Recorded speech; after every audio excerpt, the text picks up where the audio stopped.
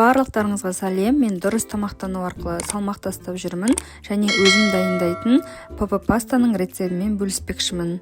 Ингредиенттердің қажетті мөлшерінің барлығын описанияда қалдырамын, ал қазір біз ең алдымен барлық өнімдерді өзіміздің қалауымызға қарай турап аламыз.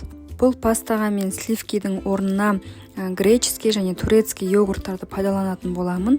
Өте дәмді болып шығады, сливкидің жоқ екені мүлдем білінбейді.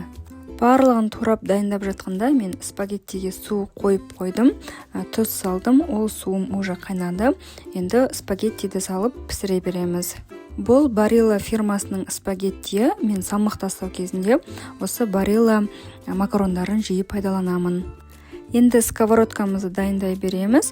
Құрғақ сковородкада дайындайтын боламын. Егер сіз жабысып қалады деп ойласаңыз, онда капелька май тамызсаңыз болады. Мен сковородканы алдымен кішкене біраз қаттырақ қыздырып аламын да, одан кейін орташа отқа қоямын.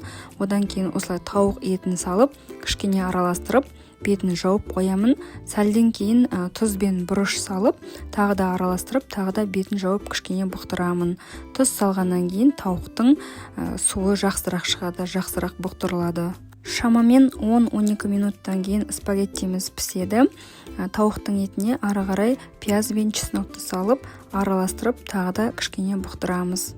Тауық еті бұқтырылып жатқан кезде оттың орташа болуын қадағалау керек, себебі күйіп кетуі мүмкін. Кішкене бұқтырылғаннан кейін осылай үстіне біраз су тамызамыз. Менде кішкене ет күйейін деген, сол үшін осылай біраз қызарып кетті.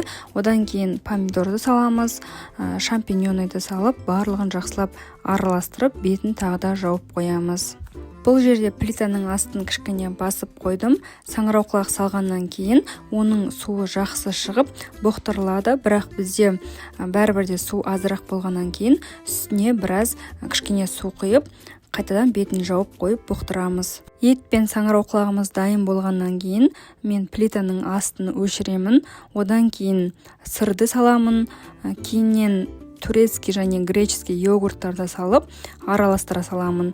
Бұл йогурттарды салғаннан кейін плитаның асты қосулы болмау керек, өйткені бұлар сливки сияқты емес, қатты отта іріп кетуі мүмкін. Сондықтан жай ғана осылай салып араластыра саламыз.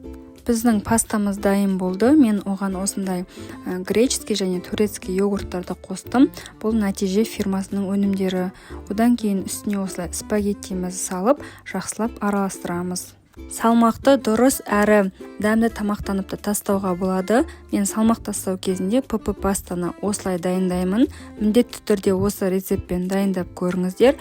Егер рецептім ұнаса, лайк басып, комментарий жазып, менің каналыма тіркелуді ұмытпаңыздар.